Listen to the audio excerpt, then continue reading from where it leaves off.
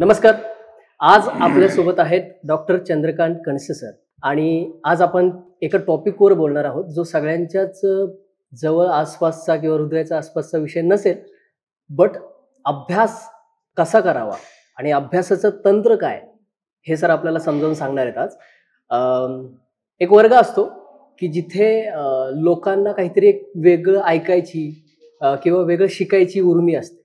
आज तो कदाचित हाच वर्ग असेल सर की आम्हाला परत एकदा शाळेत जायचंय, परत एकदा कॉलेजला जायचंय, फिरायचंय आणि तुमच्या मार्फत आम्हाला शिकायचंय की अभ्यास म्हणजे नेमका काय असतो. माझा थेट प्रश्न तुम्हाला हाच आहे सर की नेमका अभ्यास म्हणजे काय तुमच्या लेखी? नाही, आपण अभ्यास का करतो, कसा करावा याच्या अगोदर आपण अभ्यास कशासाठी करतो याचं मूळ उद्दिष्ट असतं की आपल्याला मार्क मिळायला पाहिजे. बरोबर.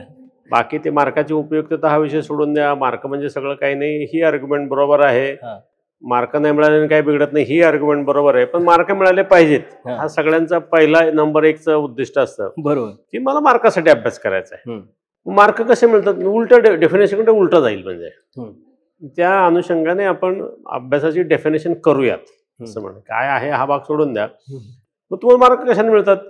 अभ्यास केल्याने मिळतात. मग अभ्यासामध्ये 2 भाग पडतात. समजा तुम्ही हे 4 पानं तुमच्या समोर आहेत, तुम्ही वाचलेत आणि मला 4 पानं दिलीत. तुम्ही आणि मी एकाच वेळेस वाचली. तुम्हाला त्याच्यातले जे काही समजा एक असं संशोधन सांगतं की तुम्ही वाचल्यानंतर लगेच तुमच्या साधारणतः 20 ते 40% तुमच्या लक्षात राहतं. आवडीचा टॉपिक असेल तर जास्त राहतं, आवडीचा नसेल तर कमी राहतं. माझा आवडीचा विषय वेगळा आहे, तुमचा आवडीचा विषय वेगळा आहे. त्याच पानातलं तुम्हाला कळालेलं 20 ते 40% वेगळं, मला कळालेलं लक्षात राहिलेलं 20 ते 40% वेगळं. म्हणजे 60 ते 80% तुम्हालाही कळालं नाही, मलाही कळालं नाही. बरोबर आहे ना? हे जे न कळालेलं आहे ते शोधणं म्हणजे अभ्यास. असं करता येईल त्याला की तुम्हाला कळालं काय याचा शोध घेण्यापेक्षा तुम्हाला काही कळालं नाही, किंबहुना अज्ञानाचा ध्यास म्हणजे अभ्यास. वा वा वा, असं मी म्हणालोय की अज्ञानाचा ध्यास तुम्ही जर घेत राहिले तुम्ही मार्कांच्या जवळ जवळ जवळ जाऊ शकता. आणि आपलं एक पुस्तकाचं टायटल पण तेच आहे सर की अभ्यासाचे तंत्र आणि मार्कांचा मंत्र. नाही, ते सांगतो. या पुस्तकाची मूळ प्रेरणा अशी आहे की मी आता शिक्षण क्षेत्रामध्ये गेली 25 वर्ष काम करतो. वैद्यकीय क्षेत्रामध्ये जवळ 40 वर्ष व्यावसायिक म्हणून काम करतो. आणि मग लक्षात येतं की बहुसंख्य मुलांना अपेक्षित इतके मार्क मिळत नाहीत, अभ्यासही करतात.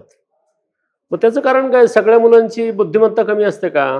की जो सिलेबस डिझाईन केलेला आहे किंवा जो अभ्यासाला भाग असतो तो त्यांच्या बौद्धिक क्षमतेच्या पेक्षा जास्त असतो का?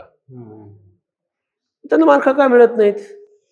म्हणजे त्यांना बुद्धिमत्तेमध्ये तुम्ही बदल करू शकता, अभ्यासामध्ये मदत करू शकता, की त्याच्या तंत्रामध्ये मदत करू शकता. मग जेव्हा तुम्ही शिक्षण संस्था चालवता किंवा शिक्षणाचं काम तुम्ही करता तेव्हा तुम्ही एखाद्या विषय, समजा गणिताचा विषय आहे, तुम्ही त्याला गणित शिकवलं म्हणजे जबाबदारी संपली का? त्याला कळालं न कळालं एवढं सांगितलं की त्याला त्याची जबाबदारी संपली का? आणि त्याच्या जो काही अभ्यासाचा 300 वर्षाचा 365 दिवस त्या मुलांनी अभ्यास केल्यानंतर जे काही राहतं त्याला तुम्ही कशा तऱ्हेने मॉड्युलेट करता हे अत्यंत महत्वाचं आहे. की अभ्यास करणं महत्वाचंच आहे, त्याच्याहून जास्त महत्वाचं आहे कसा करायचा. त्याचं तंत्र आहे की अभ्यासाचं एक उद्दिष्ट असं आहे की मार्क मिळवायचे. मग अभ्यास म्हणजे वाचन, तिथून पुढे तुम्ही मार्कापर्यंत गेलं पाहिजे. मग कशा तऱ्हेने वाचलं तर तुम्हाला काय येतं हे तुम्हाला कळतं आणि काय येत नाही हे तुम्हाला कळतं. आणि मग त्याचं जे तंत्र आहे त्याला अभ्यासाचे तंत्र म्हणतो आणि हाच मार्कांचा मंत्र आहे. हे रिव्हर्स इंजिनिअरिंग. रिव्हर्स इंजिनिअरिंग, याला रिव्हर्स इंजिनिअरिंग म्हणतात. की तुम्हाला मार्काची उपयुक्तता काय, त्याला महत्व काय आणि त्याला महत्व देऊ नका, ह्या सगळ्या गदारोळाच्या बांधावर जाणार नाही. शेवटी सगळ्या पालकांना, सगळ्या विद्यार्थ्यांना, सगळ्या शिक्षण संस्थांना, सगळ्या शिक्षकांना असं वाटत असतं की माझ्या विद्यार्थ्याला, मुलाला, पाल्याला जास्तीत जास्त मार्क मिळावेत. निदान ते तर अचीव करू. आणि त्याच्यामध्ये आपण जिथे जिथे मदत करू शकतो किंवा जिथे जिथे त्याच्यामध्ये दोष आहेत हे आपण दुरुस्त करू शकतो. आणि शिक्षण यंत्रणेची ती जबाबदारी आहे. म्हणून ते सगळ्यांना समजून सांगण्यासाठी ते पुस्तक लिहिण्याचा उद्देश केला. त्याच्यावरती मी गेली जवळजवळ 7-8 वर्ष, 2016 साली पण एक पुस्तक लिहिलं होतं आणि त्याचा चांगला परिणाम झाल्याचं मला लक्षात आलं. म्हणून म्हटलं त्याला विस्तारित स्वरूप नवीन काळानुसार जे काही बदल झालेत म्हणून आता ह्या वर्षी परत पुस्तक ते लिहायला घेतलं. म्हणजे या पुस्तकामध्ये आता विस्तृत वर्णन केलं. विस्तृत वर्णन केलंय. म्हणजे पहिलं पुस्तक माझं 60 पानाचं होतं, आता हे 260 पानाचं आहे. हा, कारण आता पुस्तकामध्ये मी वाचताना असं मला जाणवलं की 10वी ते नीट म्हणा किंवा जेई म्हणा, JEE म्हणा, यामध्ये लोकांचे किंवा विद्यार्थ्यांचे मार्क्स कमी होतात. तर त्यामध्ये पण तुम्ही खूप इंटरेस्टिंग लिहिलं. ते घसरण का होते? म्हणजे 10वीच्या आधी काहीतरी वेगळंच तुमचं सिनारिओ नाही. आता कसं आहे की समजा पहिलीला मुलाला शाळेत घातलं, पहिलीला किती मार्क असतं त्याला तुम्ही महत्व द्यायचं की नाही हे तुम्ही ठरवायचं. महत्व द्यायचं काही कारण नाही असं माझं मत आहे. आणि मग तो मुलगा 10वीला जातो, म्हणजे 10वीची परीक्षा म्हणजे जगातली त्याला सगळ्यांचं उद्दिष्ट असं असतं की जवळजवळ त्याच्या आयुष्यातली शेवटची परीक्षा अशा तऱ्हेनेच आपला सगळ्यांचा आउटलुक असतो आणि त्याला स्कॅम असतो. आणि मग ह्या सगळ्या गोष्टीमध्ये आपण अत्यंत भरडला जातो. आपलं उद्दिष्ट आपण एक ठेवूयात की प्राथमिक आणि माध्यमिक शिक्षणामध्ये 12वीची परीक्षा असेल त्यालाही महत्व राहिलेलं नाही आता. का तुमचं कुठल्याही व्यावसायिक अभ्यासक्रमासाठी सिलेक्शन हे 12वीच्या नंतर होणाऱ्या 12वीच्या नीट किंवा JEE या 2 परीक्षांमध्ये जास्त होतं. बाकीच्या अजूनही परीक्षा त्याच्यामध्ये मी जाणार नाही, पण कुठली तरी कॉम्पिटेटिव्ह एक्झाम असते. मग साधारणतः ज्या मुलाला 1ली ते 5वी 95, 98, 99% मार्क असतात, बहुसंख्य मुलांना तर 10वीमध्ये पण 90-95% मार्क असतात. या वर्षी तर 100%ची 700 पोरं होती. असं आहे. आणि मग ही मुलं पुढे जाऊन काय होतं याचं जेव्हा आपण लॉन्जिट्युडिनल सर्वे किंवा अभ्यास केला, तर ज्या मुलाला 10वीला 95% मार्क असतात त्याच मुलाला 12वीला 70% मार्क असतात. त्याच मुलाला ग्रॅज्युएशन याला नीटमध्ये किंवा JEE मध्ये 45% मार्क असतात. म्हणजे बुद्धिमत्ता तीच आहे. तुम्ही सर्टिफाय केली, 10वीला केली, 12वीला सर्टिफाय केली. मग निदान 10वी इतके नाही पण 12वी इतके तरी मार्क मिळाले पाहिजेत. मग या घसरणीला जबाबदार कोण आणि याची कारणं काय? ही कारणं तर शोधली पाहिजेत आपण. बरोबर. आणि काय होतं याच्यामध्ये दुसरं की जेव्हा एखादा मुलगा 10वीला 95% मार्क मिळून नाचत नाचत घरी येतो, त्याच्या आईवडिलांना काय वाटतं? शाळेमध्ये त्याचे सत्कार होतात, गणेश मंडळामध्ये त्याचे सत्कार होतात, बाकी रोटरी लायन्स किंवा स्थानिक ज्या संस्था असतात त्याच्यामध्ये सत्कार होतात सगळीकडे. त्या मुलाला त्या पालकांना काय वाटतं? मी फार हुशार, मुलाला वाटतं, पालकांना वाटतं आमचं पोरगं लय हुशार. बरोबर आहे की नाही? आणि ते चूक काहीच नसतं. मग तो पोरगं ते कुठल्या तरी महागड्या शाळेमध्ये किंवा क्लासेसला घालतात आणि ते पोरगं 11वीत जातं. 11वीत बऱ्यापैकी मार्क असतात. आणि 12वीच्या बोर्डाच्या परीक्षेत जातो आणि तिथं मी तेव्हा नेहमी त्याला उपमा माझ्या भाषणामध्ये उपमा देतो की नागासाकीचा हिरोशिमाचा पहिला बॉम्ब आणि नागासाकीचा दुसरा बॉम्ब. म्हणजे 12वीच्या परीक्षेचे मार्क हा हिरोशिमाचा बॉम्ब असतो आणि नीटची परीक्षा हा नागासाकीचा बॉम्ब असतो. आणि तिथे मग हे स्वप्न भंजन जे होतं, म्हणजे 10वीच्या निकालानंतरचं स्वप्नरंजन हे नीटच्या निकालाच्या दिवशी स्वप्न भंजन होतं. आणि याचा निस्ता आपल्याला जरी आज थोडंसं विनोदच्या दृष्टीने आपण विचार केला तरी त्या मुलाच्या पालकांच्या मानसिकतेचा विचार करा आणि त्या विद्यार्थ्यांच्या स्वतःच्या मानसिकतेचा विचार करा. तो मुलगा जेव्हा 10वीला 95% मार्क मिळतो तेव्हा पालक म्हणतात एवढे मार्क मिळाले तरी खूप झालं 12वीला त्याला. आणि 12वीला 70% मिळाले तर ते म्हणतात ठीक आहे, नाही 10वी इतके, पण 12वीच्या नंतर नीटला परीक्षा तोच तेवढे मार्क मिळाले तरी खूप झाले माझ्या मुलाला. म्हणजे ते कम्पेअर करतात की 10वी 12वी तरी टफ आहे, पुढे हे होणार आहेत याची त्यांना अजिबात मागमूस लागत नाही. सुतराम त्यांच्या मनात शंका येत नाही. आणि मग जेव्हा 12वीचा निकाल लागतो, त्याच्यानंतर नीटचा निकाल लागतो आणि फार मोठं अपयश साधारणतः 90-95% मुलांच्या हातात मिळतं. आणि मग आम्ही विचार करतो की काय करावं काय करावं काय करावं, आणि काय करावं हे सुचतच नाही. कारण ते पोरगं जेव्हा 12वीला जातं तेव्हा 10वीच्या मार्काचे कंपॅरिझन करतात आणि एकच पर्याय ते ठेवतात की MBBSला जायचं नाही तर इंजिनिअरिंगला जायचं किंवा IITला जायचं. बाकीच्या पर्यायांचा विचारही झालेला नसतो आणि ही अत्यंत मोठी शोकांतिका आहे त्याच्यामध्ये. बरोबर. मग याचं कारण काय असं जर आपण विचार केला की असं का होतं, ही घसरण जी होते 10वी पासून 12वी 12वी पासून, म्हणजे एखादा जसा धबधबा वरून खाली पाण्याचा कोसळावा तशा तऱ्हेने मार्कांची ती अधोगती होते. बहुसंख्य मला सगळ्यांची होते अशातला भाग नाही. जी 5-10% असतात ते यशस्वी होतात त्यांच्याविषयी मी बोलणार नाही, पण ही जी अधोगती होते हा सामाजिक चिंतेचा विषय आहे. म्हणजे क्वचित प्रसंगी त्याच्यात आत्महत्येसारखे प्रसंग होतात. त्या 11वी 12वीच्या शिक्षणासाठी खर्च जेव्हा होतो तेव्हा ते अख्खं कुटुंब कर्जबाजारी होतं. बहुसंख्य पालक जे काही त्यांची पुंजी साठवलेली असते ती त्या सगळ्या शिक्षणासाठी खर्च करतात आणि अक्षरशः उघडे पडतात. मग तिथून पुढे जो शिक्षणाचा प्रवास आहे त्यासाठी आवश्यक असणारी आमच्याकडे आर्थिक तरतूद नसते. त्याच्याहून महत्त्वाचे म्हणजे मानसिक तरतूद नसते. आणि मग जगावरती सूड घेण्याच्या मानसिकतेमध्ये आम्ही असतो. मग हे जेव्हा हे घसरण आहे त्याचं कारण काय असं पण विचार केलं तर 10वीला ज्याला 95% मार्क आहेत त्याला 12वीलाच 75% तरी मिळायला पाहिजे अशी माझी प्रामाणिक भावना आहे. मग मेथड्समध्ये ती मुलं चुकतात, नॉट कंटेंट.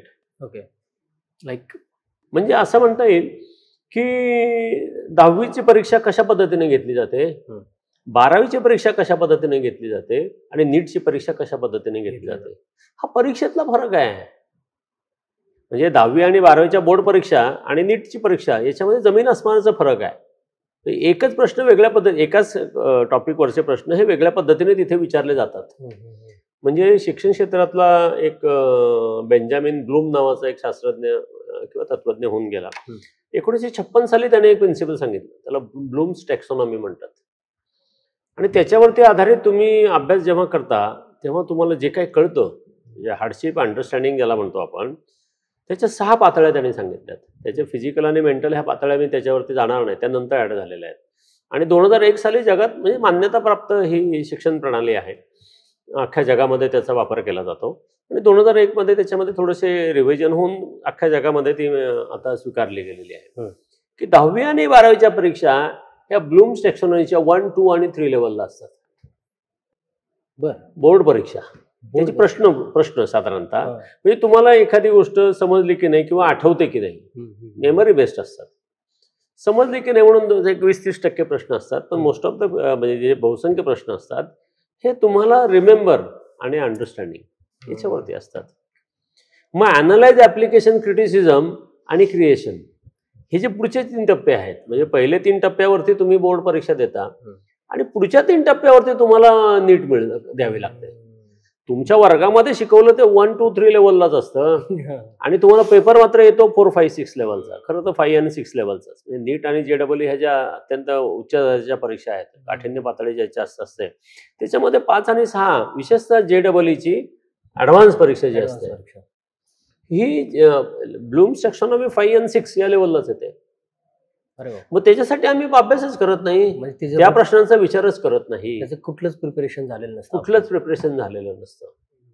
म्हणजे मी तुम्हाला खात्रीने सांगतो की 10वीच्या परीक्षेमध्ये जे शिक्षक शिकवतात, 12वीच्या परीक्षेमध्ये साठी जे शिक्षक तयारी करतात, इन्क्लुडिंग कोचिंग क्लासेस, त्याच्यामध्ये याचा विचार केला जात नाही. असं होतं. असं का? असं म्हणजे त्याचं काय नाही, कारण आम्हाला मार्क द्यायचे असतात, म्हणजे फक्त मार्कावर. हां. आणि मग जेव्हा ॲनालिटिकल स्किलवरती तुम्हाला प्रश्न येतात तेव्हा यू आर पॉईंट ब्लँक. ज्या मुलाला तुम्ही समजा ट्रिग्नॉमेट्रीवरती काही प्रश्न विचारले तर 10वी 12वीचे प्रश्न वेगळे असतात. 12वीचे प्रश्न, तो प्रश्न नीटला कधीच येत नाही, त्याला सिलेबस तोच, पण त्याचं प्रश्न विचारण्याची पद्धत वेगळी, काठिण्य पातळी वेगळी.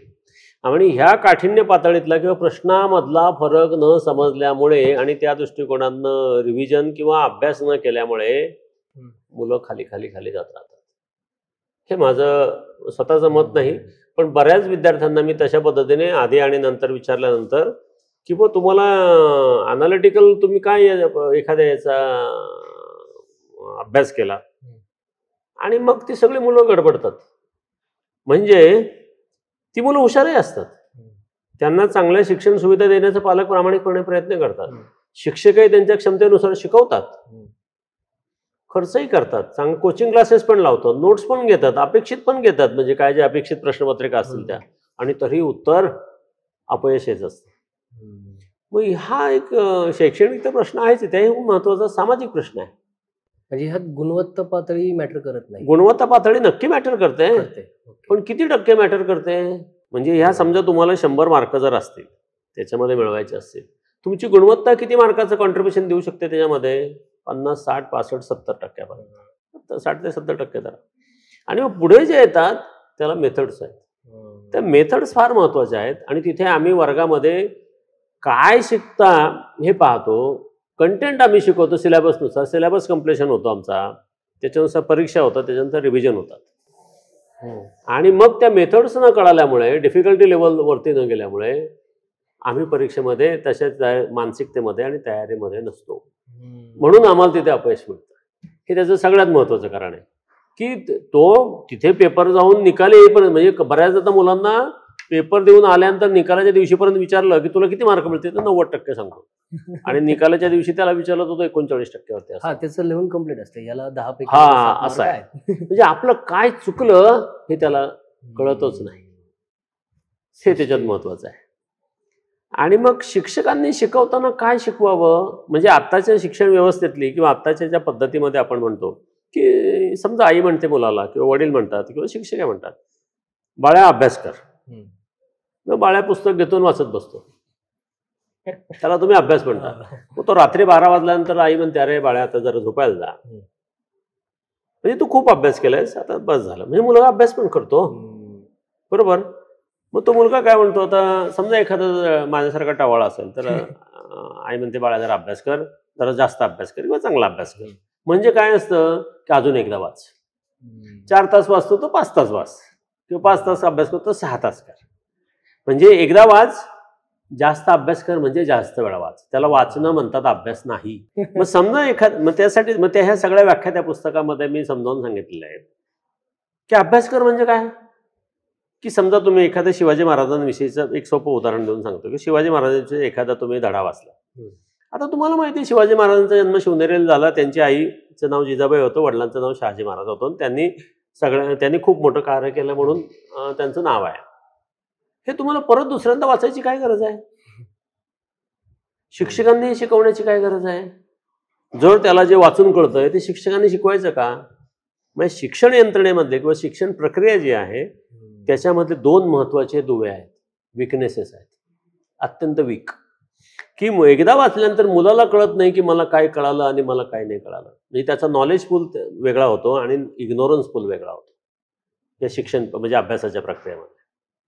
जे म्हणलं ना तुम्ही 4 पानं वाचली, माझा नॉलेज पूल वेगळा आहे, माझा इग्नोरन्स पूल पण वेगळा आहे. तो नाही अशातला भाग नाही आहे. मला येतंय म्हणजे सगळं येतंय अशातला भाग नाही आहे.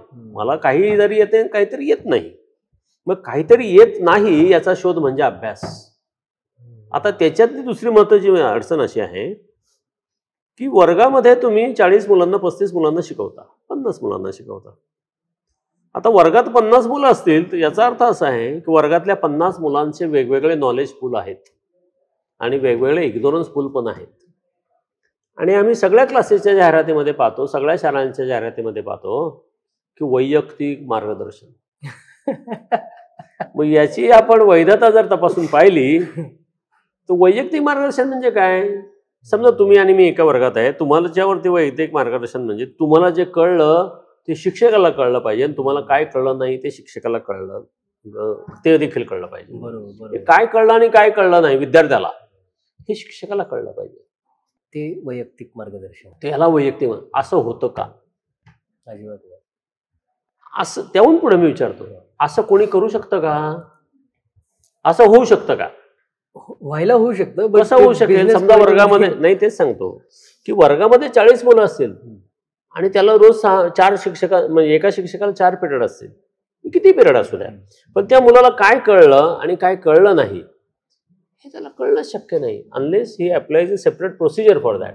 हे अनालिटिकल जे आहे ते तुम्ही करतच नाही, कारण मुलालाच माहीत नसतं. मग त्याचं मुलाचं ज्ञान आणि अज्ञान हे एक्सपोज होणं गरजेचं आहे आणि ते शिक्षकांना कळणं गरजेचं आहे. मग त्याचं अज्ञान जर फोकस केलं तर ते पोरगं प्रोग्रेस होतं. बरोबर. मग हे त्या मुलाचं अज्ञान त्या एक्सपोज झालं पाहिजे, शिक्षकाला कळलं पाहिजे. याच्यासाठी कुठली यंत्रणा सध्याच्या शिक्षण पद्धतीमध्ये उपलब्ध आहे. हा मुलगामी विचार आहे की एखादा टॉपिक वाचल्यानंतर एखाद्या वर्गामध्ये लेसन घेतल्यानंतर त्या मुलाला काय कळलं. तुम्ही शिकवतो वर्गाला, विद्यार्थ्याला नाही शिकवत.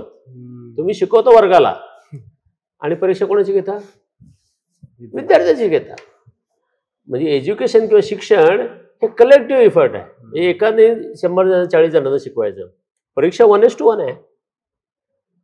एकच प्रश्न, सगळ्यांचे मार्क वेगवेगळे आणि त्याचा नॉलेज पूल आणि इग्नोरन्स पूल हा निकालाच्या दिवशी एक्सपोज होतो. वा वा वा, खूप खूप महत्वाचं. आणि हे परीक्षेच्या आधीच व्हायला पाहिजे. आणि हे जे इग्नोरन्स पूल आहे हा परीक्षेच्या आधी आम्ही म्हणतो सारख्या सारख्या परीक्षा घेतल्या. 10 रिव्हिजन घेतल्या, 25 रिव्हिजन घेतल्या, 50 रिव्हिजन घेतल्या, आणि काय झालं? हेच झालं. याचा अर्थ ही जी मेथड आहे याच्यामध्ये काहीतरी चुकीचं आहे याचा आम्ही विचारच करत नाही. नुसतं परीक्षा घेऊन ते नुसतं परीक्षा ती चूक पुन्हा पुन्हा पुन्हा पुन्हा पुन्हा होत जाते. बरोबर.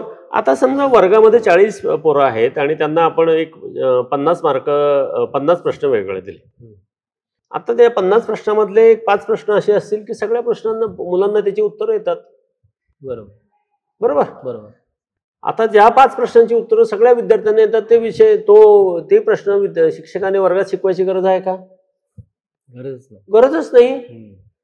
मग कुठल्या प्रश्नांची उत्तरं विद्यार्थ्यांना येतात सगळ्या, हे शिक्षकाला कळू शकेल का आजच्या यंत्रणेमध्ये? नाही कळू शकत. आणि असे 5 प्रश्न तेव्हा असे असतील की त्याचं उत्तर कोणालाच येत नाही. बरोबर ना? बरोबर. पण 40 प्रश्नामध्ये थोडे काही बरोबर, थोडे काही चूक, थोडे असं होऊ शकतं ना.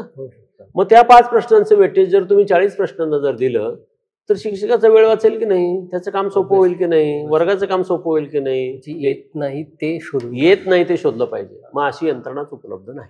मग आता सर या बरोबर नाही. मग आता प्रश्न राहतो याला सोल्युशन काय? की मला काय येतं हे मला कळलं पाहिजे आणि मला काय येत नाही हे पण मला कळलं पाहिजे, आणि मला जे येत नाही त्याच्यासाठी मी शिक्षकांचं मार्गदर्शन घेतलं पाहिजे. हे बेसिक आहे. मग आता मला येत नाही हे कसं कळेल? मला काय येत नाही हे मला कसं कळेल किंवा कोणालाही कसं कळेल? की जोपर्यंत मी एखाद्या कॉमन विषयावरती आपण दोघं एकत्र चर्चा करू तर तुमचे 2 मुद्दे मला कळतील. ते कळताना मला असं कळेल की आपल्याला हे 2 मुद्दे माहीत नव्हते.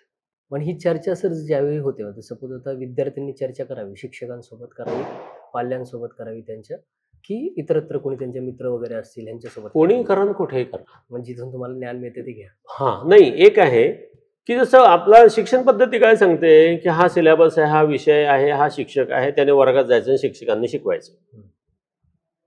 त्याला पिडागॉगी म्हणतात. मग ह्या पिडागॉगीमध्ये ह्या डिस्कशनला कुठेतरी जागा आहे का? नाहीच आहे. ही स्टडी मेथड म्हणून आम्ही मान्यच नाही. हे अभ्यासाचं तंत्र आहे. ग्रुप डिस्कशन की आपण एक विषय घ्यायचा, 5 जणांनी जर चर्चा केली एकत्र आणि 5 जणांनी सांगायचे की प्रत्येकाने 2-2 प्रश्न विचारायचे, तर ते एका टॉपिकवरती 10 प्रश्न विद्यार्थी स्वतः तयार करतात. हे ऍक्टिव्ह लर्निंग आहे. आज आम्ही पॅसिव्ह मोडमध्ये आहात.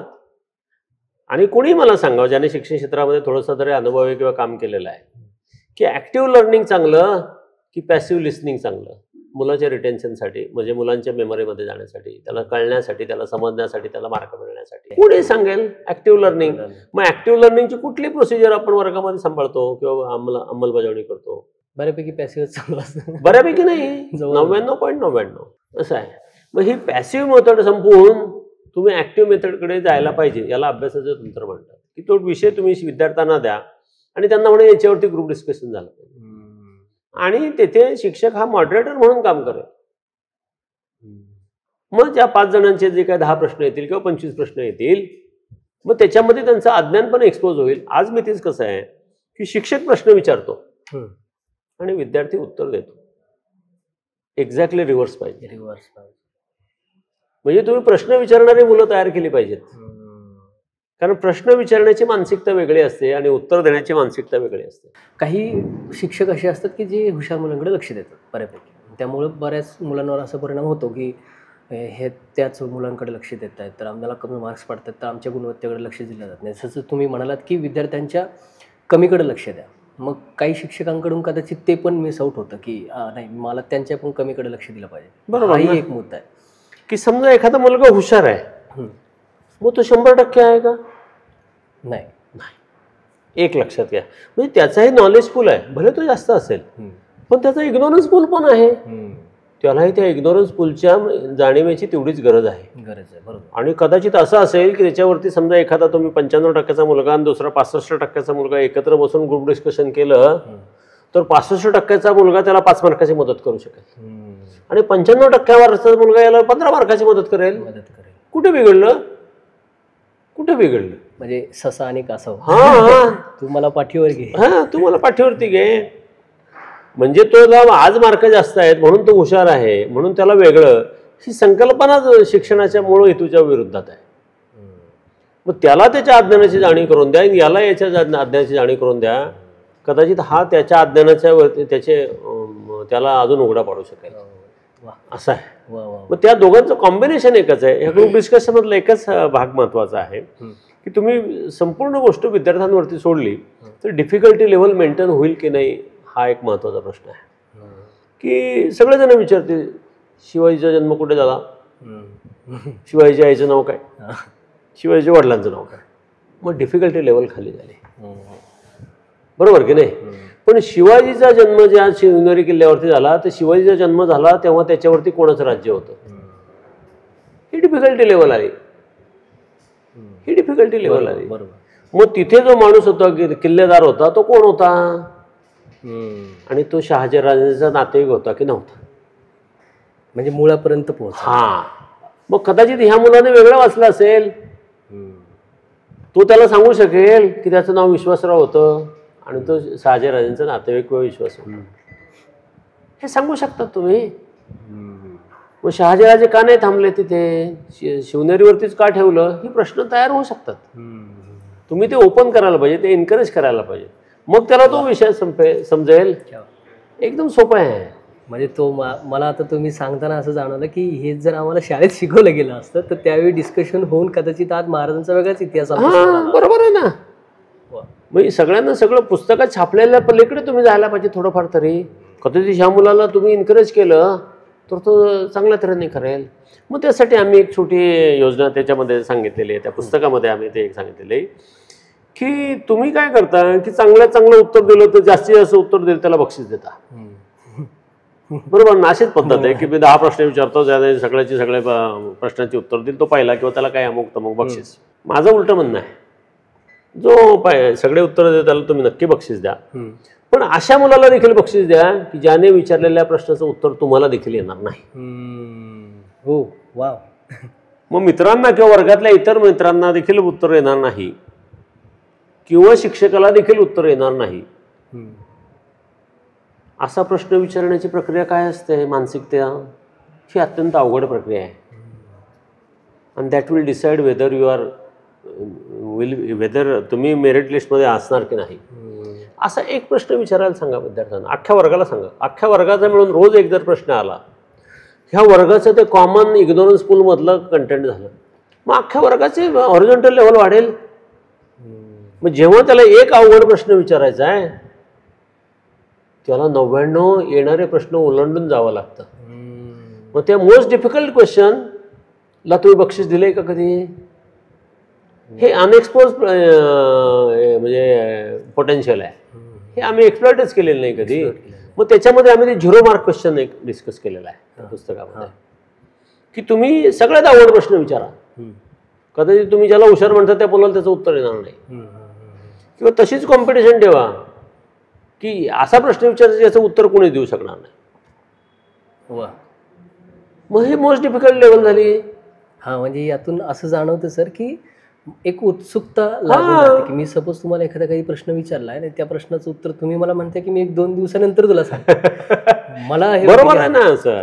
वाचावं. तुम्ही त्याला ते स्टिम्युलेट केलं पाहिजे प्रश्न विचारण्यासाठी आणि अवघडात अवघड प्रश्न विचारण्यासाठी. मग जोपर्यंत तुम्ही त्या दृष्टिकोनातून विचार करत नाही, तुम्ही उत्तरातच पोरांकडून अपेक्षा जर ठेवत असाल तर ते चुकीचं आहे.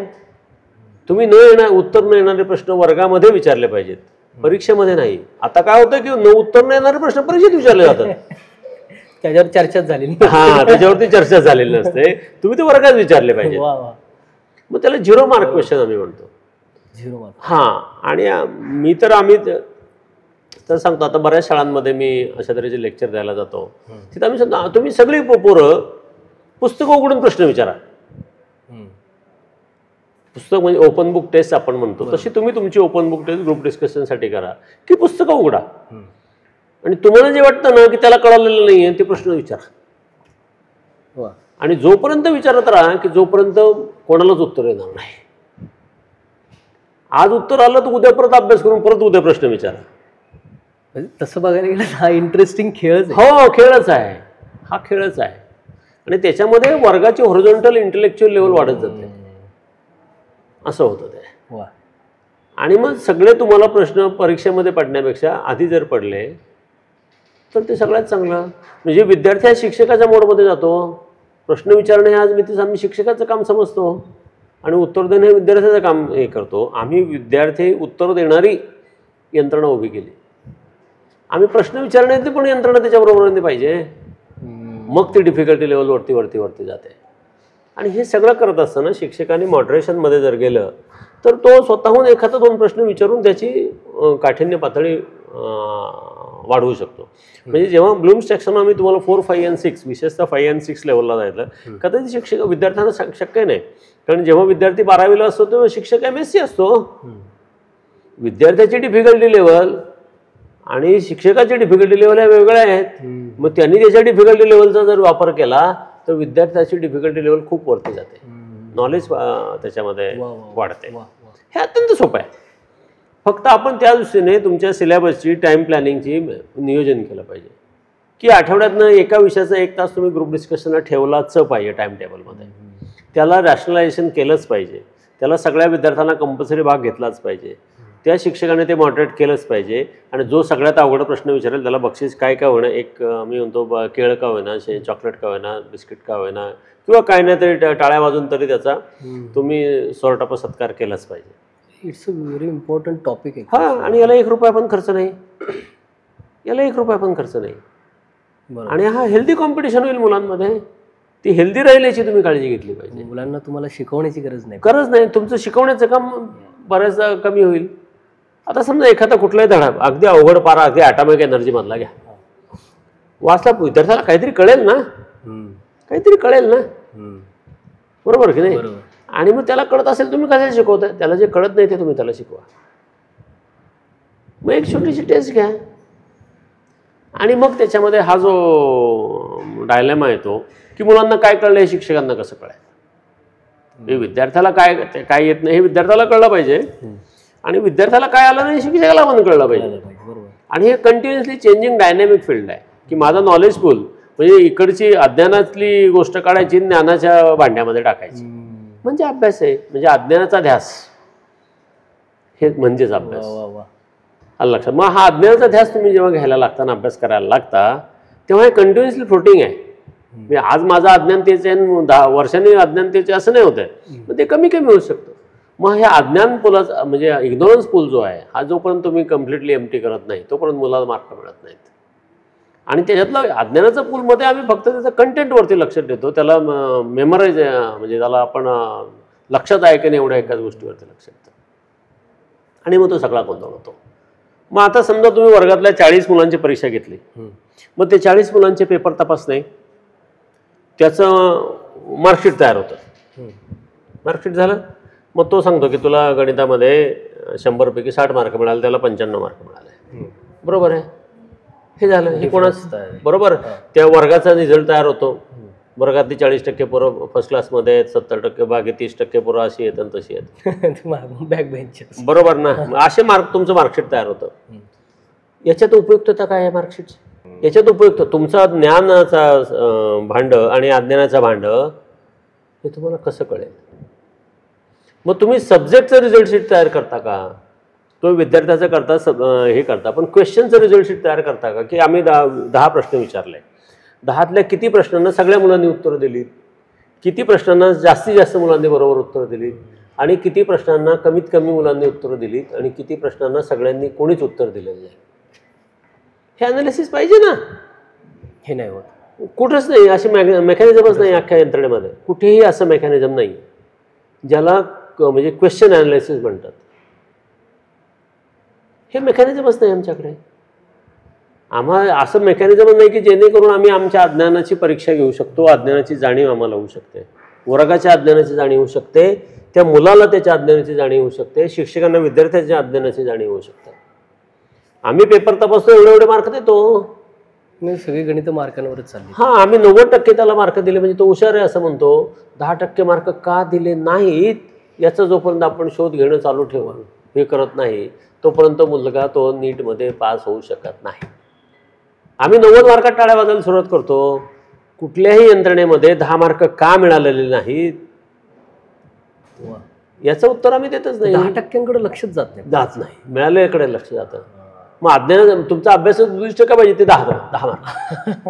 मग तुमचे 10 असेल, एखाद्याचे 30 असेल, एखाद्याचे 22 असतील. त्याला त्याचा गायडन्स त्याला मिळाला पाहिजे. मग ही अनालिटिकल प्रोसिजरच नाही आपल्याकडे आज मध्ये, कुठल्याच यंत्रणेत नाही, कुठेच नाही, पर IIT पर्यंत नाहीये. म्हणजे जे समजलंय ते समजून सांगण्याची गरजच नाही. ते समजलेच आहे, ते समजलेलंच आहे. पण त्याला काय समजलं हे तुम्हाला समजलं पाहिजे. तसं सांगण्याची यंत्रणा किंवा तसं ओळखण्याची यंत्रणा उपलब्ध नाही. सर आता हे थोडंसं कॉन्ट्रोवर्शियल वाटेल लोकांना असंही वाटेल की मार्केटिंग करतो की काय पुस्तकाची, बट मला असं वाटतं ॲज अ विद्यार्थी म्हणून की हे पुस्तकाची गरज शिक्षकांना जास्त आहे. नाही, सगळ्यांनाच आहे सर. मग त्याच्यावरती आधारित तुम्ही शिक्षण पद्धती उभी करू शकता. त्याच्यावरती आधारित तुम्ही पालकांना सांगू शकता की हे मुलगा इथे आहे, हा तुमचं पाल्य इथे आणि इथे नाही आहे. म्हणजे तुम्ही वेगळ्याच विषयाला हात घातलाय की कॉम्पिटेटिव्ह एक्झाम सगळ्यांसाठी आहे का? नाही. किंवा त्याच्यामध्ये अपयश आलं तर वर्ग वाया गेलं का? अर्थातच नाही आहे. मग कोणाला कॉम्पिटेटिव्हमध्ये तुम्ही एनकरेज करायचं आणि कोणाला नाही असं सांगायचं. काउन्सिलिंगचा जो भाग आहे त्याचं बुद्धिमत्ता वेगळ्या क्षेत्रामध्ये असेल. वा, बरोबर. म्हणजे स्टॅटिस्टिक्स सांगतात. तुम्ही आज मी 30 म्हणजे लेस दॅन 10% सक्सेस रेटवरच्या परीक्षा घेताय. म्हणजे 90% मुलं ही अपयशाच्या धनी असतात. ही यंत्रणा चांगली आहे का? हा सोशल इश्यू आहे. मग त्या 90% मुलांसाठी झालेला खर्च, बापरे, म्हणजे एज्युकेशनल सिस्टीमच करायला सुरुवात. हो, मग त्यासाठीचे क्लासेस, त्यासाठीची पुस्तकं, त्यासाठी होणारे मानसिक ओढताण. ते एखादं समजा खेडेगावातलं पोरगा असेल, त्याला 10वीला 95% मार्क मिळाले, तो बाप म्हणतो माझं इकडे तिकडे कर्ज काढून, सोसायटीचं पतपेढीचं कर्ज काढून मी त्याला शिकायला ठेवेल. पण त्याचं शिक्षण चांगलं, 10वीला 95% मार्क आहेत. त्या मुलाला काय आवडतं याचा आम्ही विचारच करत नाही. त्याला अर्थात त्याला काय आवडतं आणि काय आवडतं नाही, काय योग्य आणि काय अयोग्य हे समजण्याचं वय नसतं, त्याची पोच नसते. हाही त्याच्यातला भाग आहे. बरोबर. पण शिक्षकांनी याच्यात थोडी जबाबदारीने भूमिका घेतली पाहिजे, असं आहे. मग आम्ही त्याच्यामध्ये आता एक सोल्युशन असं काढलं आहे की त्या वर्गाचं रिझल्ट शीट तयार करायचं, त्या विषयाचं रिझल्ट शीट तयार करायचं, त्या मुलाचं रिझल्ट शीट तयार करायचं. त्याच्यानंतर त्या जे काही 40 प्रश्न किंवा 20 प्रश्न असतील प्रश्नपत्रिकेतले, त्या प्रश्नांचं देखील रिझल्ट शीट तयार करतो. आणि हे AIच्या वापरातनं अत्यंत सोपं आहे, 1 मिनिटात होतं. वा. मग त्याच्यामध्ये ते आम्ही एक वेगळं घेतलंय की आधुनिक वापर केलेला आहे. आधुनिक तंत्रज्ञानाचा जो वापर आहे तो आम्ही त्याच्यामध्ये केलेला आहे. आत्ता माझ्या शाळेमध्ये तशा परीक्षा चालू आहेत.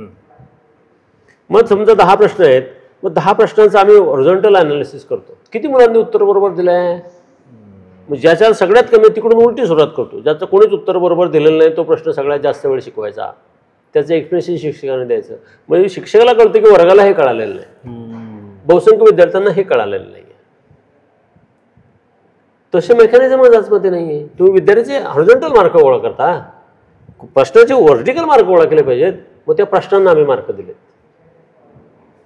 त्या प्रश्नाला जे काय मार्क असतील, गुणिले नंबर ऑफ स्टुडंट्स, एवढे त्या प्रश्नाचे एकूण मार्क. मग त्याच्यापैकी त्या प्रश्नाला मार्क किती मिळाले त्या क्लासला अख्ख्या. मग हे अनालिसिस केलं की शिक्षकांना त्यांचं शिक्षण जे काही शैक्षणिक नियोजन असतं हे करणं सोपं जातं. विद्यार्थ्यांना पण कळतं की वर्गामध्ये आहे. मग तो फोकस पॉईंट होतो की आपण अशा तऱ्हेने काम केलं तर विद्यार्थ्यांची हे करतात. आणि त्याच्यामध्ये AIचा जर वापर केला तर आपण एका दिवसाच्या प्रश्नपत्रिकेचं किंवा एका प्रश्नपत्रिकेचं किंवा एका परीक्षेचं अनालिसिस करू शकतो. पण अशा 5 परीक्षा आपण घेतल्या, त्या प्रश्नाचं काय झालं किंवा त्या कन्सेप्टचं त्या टॉपिकचं काय झालं हे आपल्याला समजूच शकत नाही आज नितेश. मग आम्ही AIचा वापर करतो. हॉरिझॉन्टल प्लॅटिंग त्याचं रिझल्टचं अनालिसिस करू शकतो आपण. 1 रुपया पण खर्च नाही. बरोबर. कोणालाच खर्च नाही, ना शिक्षकांना खर्च, ना संस्थेला खर्च, ना विद्यार्थ्यांना खर्च, ना पालकांना खर्च. आलेली टेक्नॉलॉजी त्याचा तुम्ही टेक्नॉलॉजीचा वापर केला पाहिजे, त्याच्यानुसार तुमची सिस्टीम डिझाईन केलेली पाहिजे. आणि याच्यासाठी वेळ तरी जातो का? तर साधारणतः 20% वेळातच हे काम होतं. म्हणजे शिक्षकांना सगळं जे काही टिकमार्क करून तपासायचं जे असेल ते रिझल्ट शीट तयार करायचं, इन्क्लुडिंग पालकांना कळवण्याचं काम एका परीक्षेचं साधारणतः 2 तासात काम होतं सगळ्या विषयांचं. मग टेक्नॉलॉजी आम्ही वापरतो का? नाहीच आहे, आम्ही वापरतच नाही. आणि सगळं फ्री आहे. हे सगळे फ्री त्याचे AIचे प्लॅटफॉर्म वापरून तुम्ही हे करू शकता. आणि मी करतोय. सगळ्यांनी करावं म्हणून त्याच्यामध्ये ते भाग तसेच केलेत की विद्यार्थ्यांनी काय करावं, शिक्षकांनी काय करावं, पालकांनी काय करावं आणि शिक्षण संस्थांनी काय करावं आणि काय करावं नये, हे दोन्ही जे आहेत की याच्यातलं कुठलाही विकनेस जर असेल तर ते अल्टिमेटली सफरर हा विद्यार्थी आहे, पर्यायाने समाज आहे. म्हणजे सगळ्यांना कळणं गरजेचं आहे. डूज अँड डोंट्स हे पण त्याच्यामध्ये सांगितलं आहे मी की डूज अँड डोंट्स. म्हणजे तुम्ही जे मगाशी म्हणालात की बाबा हुशार मुलांकडे जास्त लक्ष दिलं जातं, मग हे कन्सेप्टच चुकीची आहे.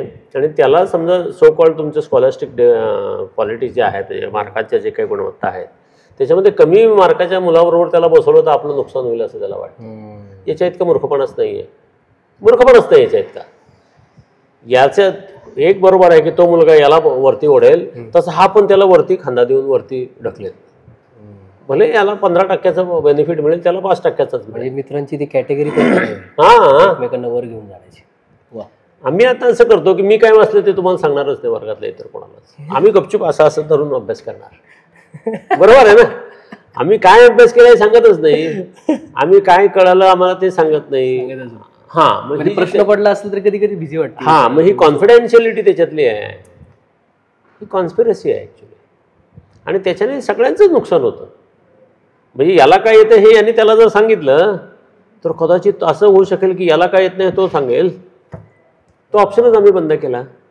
मग ग्रुप डिस्कशन हा अत्यंत महत्त्वाचा भाग आहे त्याच्यातला. तुम्ही मगाशी म्हणालात सर की मार्क याकडे लक्ष जास्त दिलं जातं, तर कदाचित असंही होऊ शकतं की एखाद्या मुलाला असं वाटत असेल की मी जर त्याला सांगितलं आणि त्याला माझ्यापेक्षा जास्त मार्क पडले, सगळं लक्ष त्या मार्कांवर जातं. सर या परीक्षांना विद्यार्थी किती बसतात? लाखोनी बसतात. तुमचे मित्र किती? 2 नाही तर 5. मग हे तुमच्या कॉम्पिटिशनमध्ये तरी आहेत का?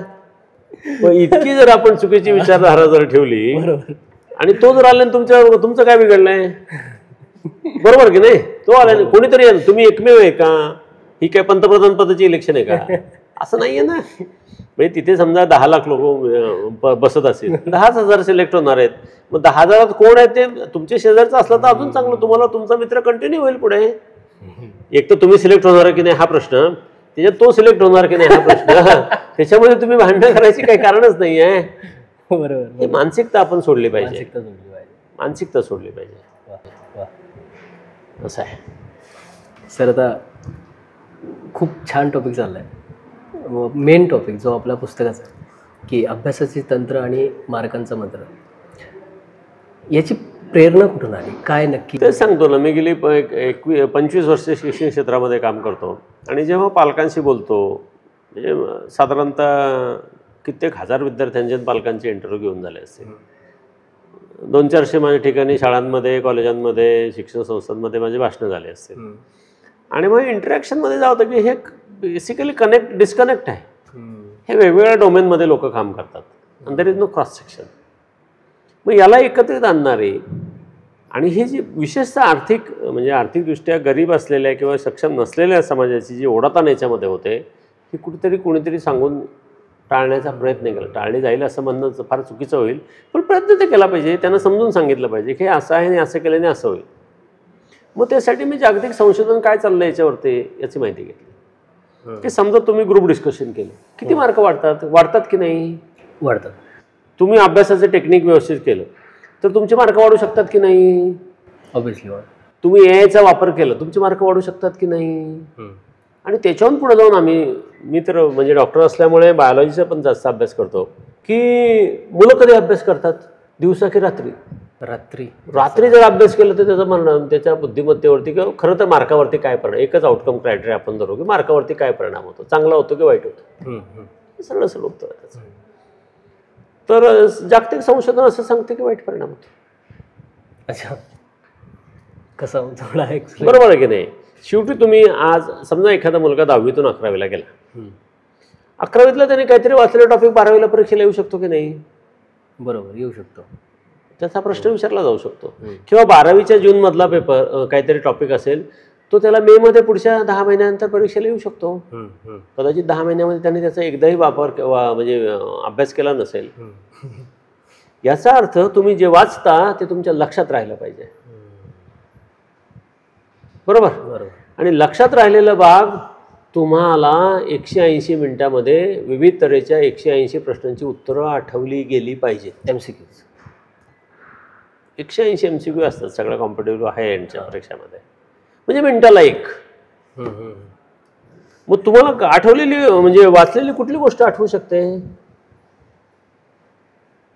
एका मिनिटात? हे रॅपिड फायर राऊंड आहे. इंटरेस्टिंग काही असेल टॉपिक राहिले, समजा तुम्ही इथून बाहेर पडलात आणि एखादे चिकार तुमच्याबरोबर टू व्हीलर शेकडो आहेत, सगळे तुम्हाला आठवतील का? नाही. गाड्या आठवतील का? नंबर आठवेल का? अजिबात. पण समजा एखादा तुम्हाला घासून गेला, तो तुम्ही किती दिवस लक्षात ठेवणार? बरेच दिवस लक्षात ठेवणार, बरोबर. म्हणजे तुम्हाला अनुभव पाहिजे, तो तुमच्या लक्षात राहतो. आता अभ्यासामध्ये अशा तऱ्हेने अनुभव घेता येऊ शकतो का, हा प्रश्न आहे. रिअल लाईफमध्ये ॲक्शन जेव्हा असते तेव्हा तुम्ही अनुभव घेऊ शकता, पण अभ्यासामध्ये असा अनुभव म्हणजे तुमच्या अभ्यासाची किंवा वाचनाची तुम्ही अनुभवामध्ये बदल कसा करू शकता, हा महत्त्वाचा आहे. ग्रुप डिस्कशन सगळ्यात सोपा पर्याय आहे, किंवा त्याला शिकवायला सांगणे हे दुसरा पर्याय आहे. आणि म्हणजे तुम्ही मेमरीविषयी बोलताय, मग मेमरी हे डोळ्याचं फंक्शन आहे, कानाचं फंक्शन आहे, की मेंदूचं फंक्शन आहे, हाताचं आहे की पायाचं आहे? मेंदूचं फंक्शन आहे. मग तुम्ही जेव्हा मेमरी सांगताय मेंदूचं फंक्शन आहे, मग मेमरीमध्ये शास्त्रीय 3 प्रकार आहेत: short term memory, mid term memory आणि लॉंग टर्म मेमरी.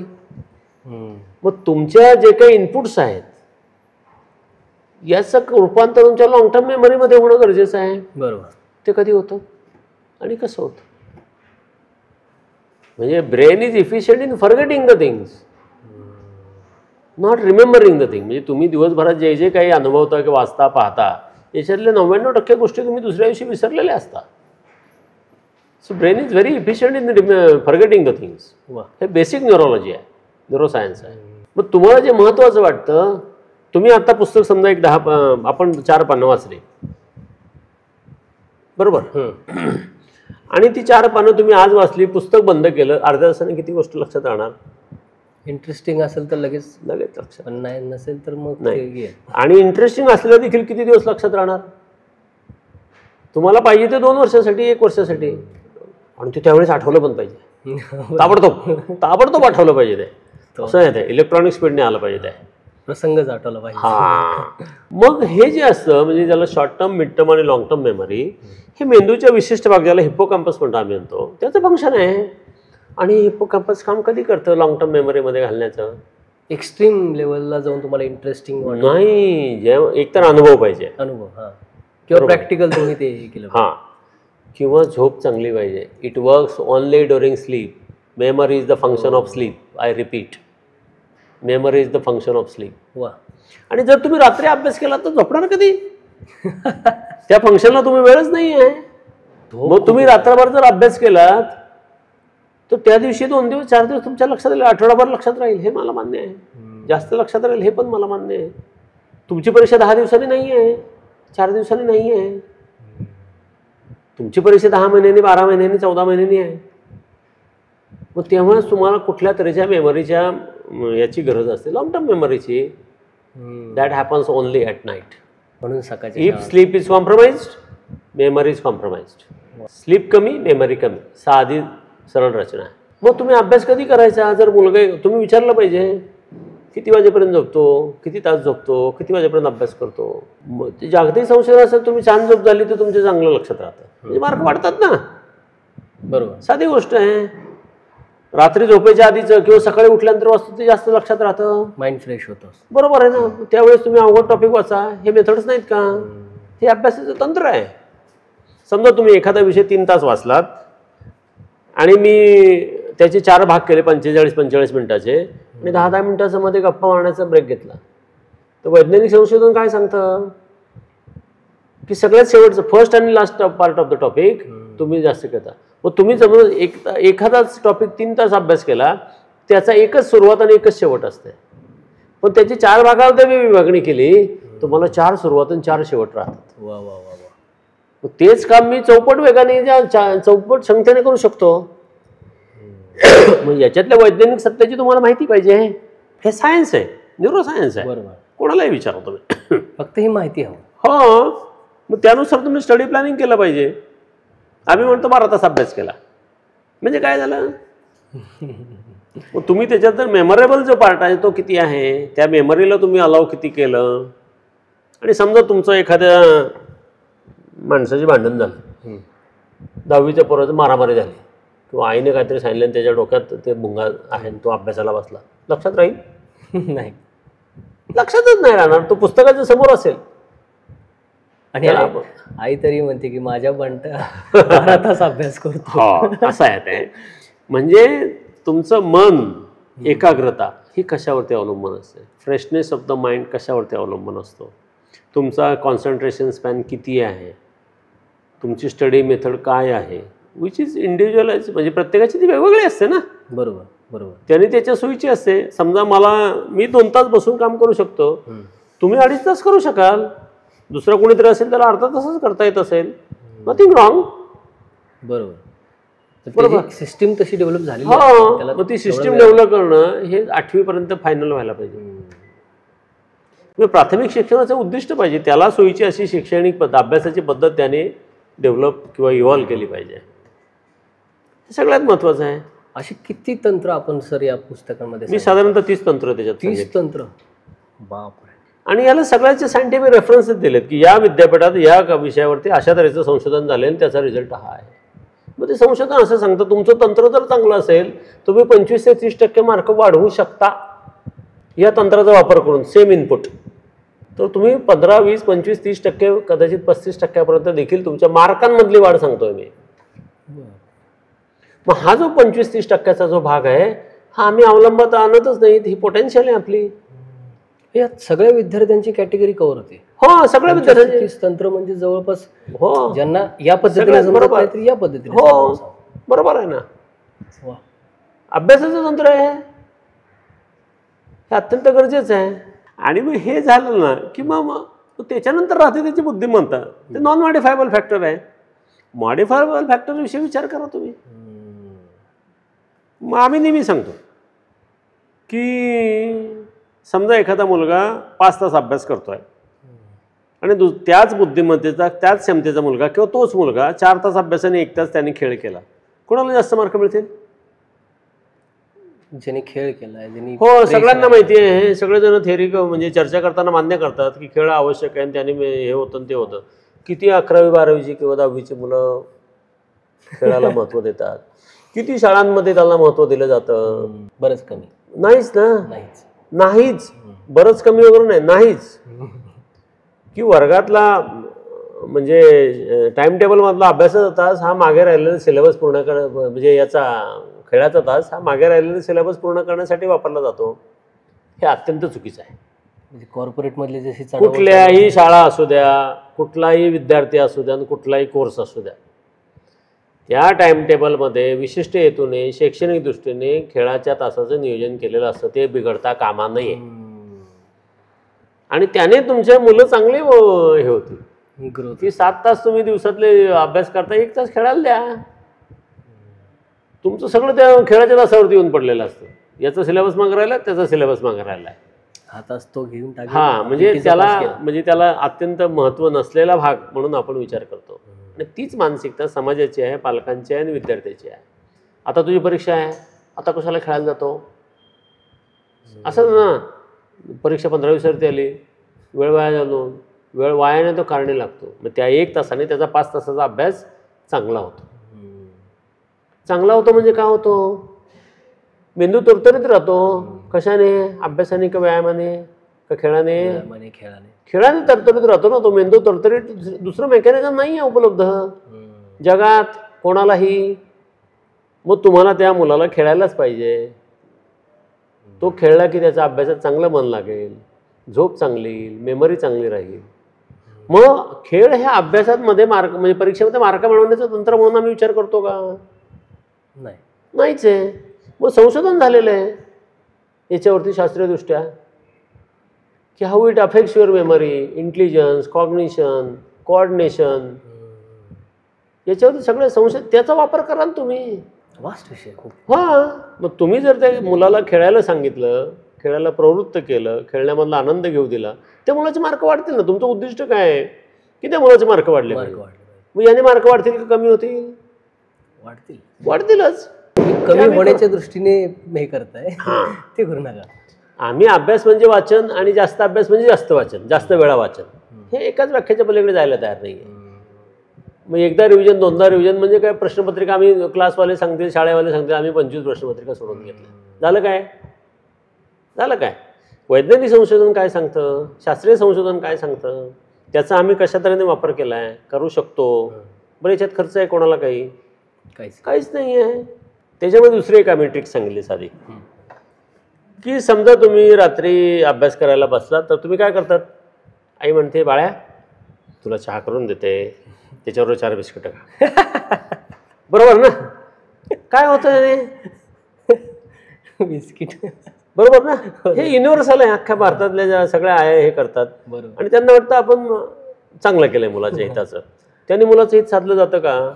त्याला परीक्षेमध्ये एखादा दुसरा मार्क तरी वाटतो का? हा माझा मूळ प्रश्न आहे. मला आउटकम त्याचं जे आहे सगळ्या यंत्रणेचं त्याच्यावरती आहे. मग बिस्किट खाल्ल्याने काय होतं, साखरेचा चहा पिल्याने काय होतं, रात्री अभ्यास केल्याने काय होतं, खेळाशिवाय अभ्यास केल्याने काय होतं, हे सगळ्याची शास्त्रीय उत्तरं दिली पाहिजेत. आणि जे उपयुक्त असेल ते तुम्ही तुमच्या जे दिनचर्येमध्ये, अभ्यासक्रमामध्ये समाविष्ट केलं पाहिजे. सगळं संशोधन असं सांगतं की rapid rise in sugar leads to irritability आणि rapid drop in sugar leads to lack of concentration. सगळं संशोधन, कुठल्याही जागतिक दर्जाचं संशोधन काढून पाहा तुम्ही. बरं, असं नाही की याच्यावरती संशोधन झालेलं नाही आहे. आम्ही संशोधनाचा म्हणजे शास्त्रीय दृष्टिकोन ठेवून त्याच्याकडे पाहतच नाही आहे. मग त्याला योग्य आहार पाहिजे, त्याचे नक्की त्याला मार्क मिळतील. तो खेळला त्याचे नक्की त्याला मार्क मिळतील. अभ्यासाच्या वेळेचे त्याला मार्क मिळतील. काय पाहिजे तुम्हाला अजून? बरोबर ना?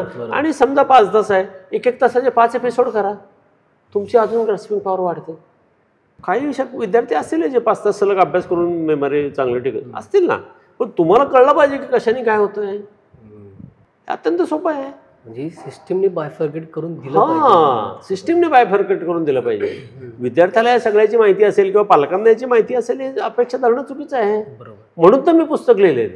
कारण ते आहे की हे त्याच्या संदर्भातलं म्हणजे अभ्यासाच्या संदर्भातलं आणि अभ्यासातून मार्क मिळवण्याच्या संदर्भातलं जे काही जागतिक दर्जाचं संशोधन आहे ते विद्यार्थ्यांना, पालकांना, शिक्षकांना आणि संस्था चालकांना गेलं पाहिजे. मला एक वाक्य सर जसं आठवलं असं की विद्यार्थ्यांना पुस्तक वाचून दाखवू नका, विद्यार्थ्यांना पुस्तक समजावून सांगा. पण समजावून सांगा म्हणजे काय? त्याला समजलं की नाही हे तुम्हाला कसं कळणार? आणि त्याला नाही समजलं की नाही तुम्हाला शिक्षकाला कसं कळणार? हे सांगणं बरोबर आहे, सोपं आहे सर. प्रॅक्टिकल इम्प्लिमेंटेशन त्याचं झालं पाहिजे. त्याचा प्रत्येक ॲस्पेक्ट हा क्रिटिसाइज झाला पाहिजे. त्याच्यातले उत्तर आणि प्रश्न हे तुम्ही शोधले पाहिजेत आणि प्रश्नांना तुम्ही सोल्युशन दिले. हा कलेक्टिव्ह एफर्ट आहे. म्हणजे शिक्षक, विद्यार्थी, पालक आणि संस्था सगळे एकत्रित आहेत. आला ग्रुप आला, हा अख्खा ग्रुप आहे. याच्यातला कुठलाही एक जरी म्हणजे कमी ताकदीचा निघाला ते मुलाला यश मिळत नाही. असं आहे. एखादा खेळाडू ऑलिम्पिकमध्ये जिंकतो तसं आहे.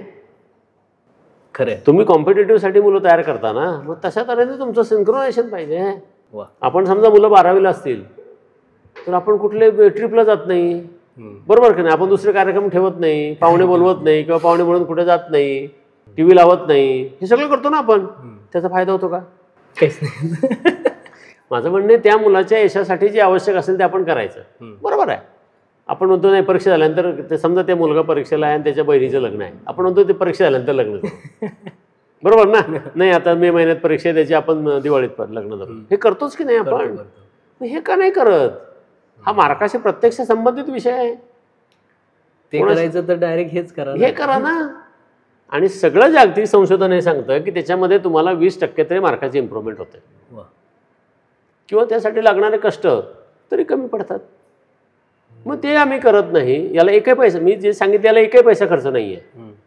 पण आम्ही 5 लाख रुपये पॅकेज देऊन त्याला क्लासला पाठवणार, त्याला चांगल्या हॉस्टेलला ठेवणार, नक्की गरजेचं आहे. काय पैसे त्याला बाकी त्याचे लाडबीड करणार, त्याचा त्या मार्काशी काही संबंध नाही आहे सर. ज्याचा मार्काशी संबंध आहे आणि जे बदल केल्याने मुलाचे मार्क वाढतील याचं शास्त्रीय तुम्ही परीक्षण करणं गरजेचं आहे. प्रत्येकाच्या व्हेरिएशन असणार नाही असं नाही आहे.